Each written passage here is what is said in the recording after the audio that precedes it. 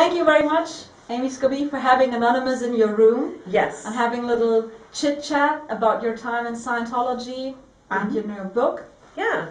We had a great symposium today, and now we like to have the opportunity to get some more information one hand. So why don't we start off with your book? You wrote it, and Yes, I wrote the book. This is Scientology, Abuse at the Top.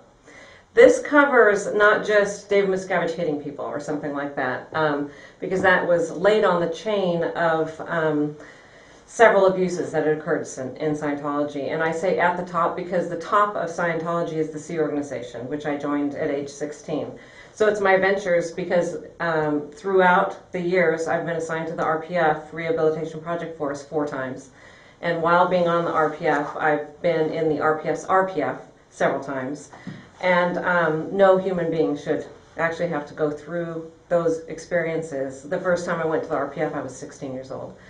And that information is contained in there, plus the experiences that I went through while I was there. But it brings you through the whole kind of evolution in time, and will give people a really good picture of what actually goes on and what happens and what's life like there. And I think it's important, and I made it, it's very simple to read, it's not long, but it takes you through the whole story, and it also takes up the subject we were talking about today with regard to disconnection in the family, because that is something that's totally devastating, and it's why I really began speaking out against Scientology, because that's a human right violation, and it's devastating to people. Because no religion, quote unquote, or any body should be able to dictate whether or not you're going to remain in communication with your own family members and loved ones. Yeah. So this is really important subject, and I went through a lot in writing it. It was, I cried, I laughed my ass off. I was trying to understand for myself, why did I not do something when I went through it? What was the thought process that I went through? And some stuff like that. And it was actually fascinating. And I was able to really pull out of a lot of the ingrained ideas that I had during that time while doing it. So it was really good for me to do it. So it was kind of a therapy for very you therapeutic to concentrate on the topics. And I think there might have been 1 or 2 times when you really thought, from the aftermath view, that can't really have happened to me. Absolutely. I was like that. Absolutely. So why did you join Scientology in the first place? How did that happen? My mom was a Scientologist. Somebody that she worked with was a Scientologist, brought her into a mission up in the Seattle area, a Scientology organization in Seattle, and she got started. And she just, at night, she started going to class while my brother and I would stay home. I was 14 at the time. And then one day somebody from the Scientology Center called my house, and I said, no, my mom's not here. No, I want to talk to you. Me? What do you want to talk to me about? It was interesting to me that they were interested in me, And the person at that time said, I understand that you're a very bright girl, and and we want to see that you're successful in life, and we may have some tools that you might be interested in. Could you come in and have an interview? I said, I'll ask my mom, So when my mom came home, I said, Scientology wanted, me to come in for an interview, and could I come in? And she said, yeah. So I was really interested that they were even interested. So I was curious, what is this, And it's something my mom's doing, and she never even brought it up to us before, really. So I went in for an interview, and they said you could go far, because I could see you got all this potential and all yakadoo. So they want me to do a communications course to improve my communication skills. And so I said, Mom, give me the money. So she gave me the money. I did the course. It was a lot of fun because there was, communication drills, and I met a bunch of new people, and it was kind of a new group, and it was all exciting. And on the course, the first thing that the instructor told me, her name was Sally at the time, she was a really nice lady, she told me about what we believe basically is that you're a spiritual being, you're not your body, you've lived before, you'll live again.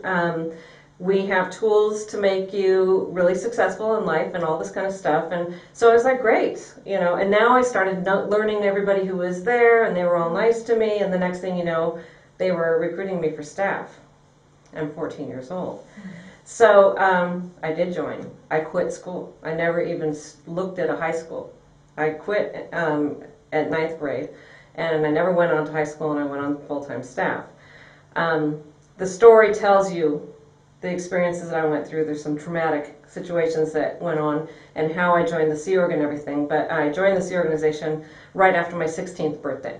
You were promoted very early. Yes. That must have really had a great impact on you, because being promoted to the Sea Org. I felt like I had a career in life, yeah. An exciting career already at a young age. Most of my friends were just smoking pot and didn't know what they were going to do in life. I had a career now, and people who were really interested in me, and I could see that I could be very successful. How did your mom react to your promotion? She did not want me to join the Sea Organization. In fact, she disapproved it and said, no, she's too young, she needs to finish school, you don't have my parental okay. And she was really hammered about how off-purpose she was, and how she was suppressing me. Because I want to move on, and she's not, we're all beings, not bodies, And she'll continue with her schooling. She'll be able to come and see you all the time. All these lies. And so basically, with that pressure and with all those false assurances, she said, okay. Okay. Yeah. Then you joined and got sucked in. Yeah, I did. I got sucked in completely. And I joined, the first thing I did was go to Copenhagen. And all the adventures are in here, so I don't want to just kind of go through the whole track and stuff like that, but I ended up in international management, and I was at the Hemet base in California for 20 years. And I held various executive posts there, and I was responsible for celebrity centers, and I was responsible for different sectors, the Scientology org sector, like I was talking about, the Hamburg org, and Golden Era Productions, I was over that sector, and Association for Better Living and Education at one point, and so on. Sometimes I held several of them at the same time. But that position, you're responsible for putting management there to manage those sectors so that they thrive and that they're successful. And that's what that was. And while in that position, that's when I witnessed the physical abuse and assault and battery committed by David Miscavige on several other executives in the church.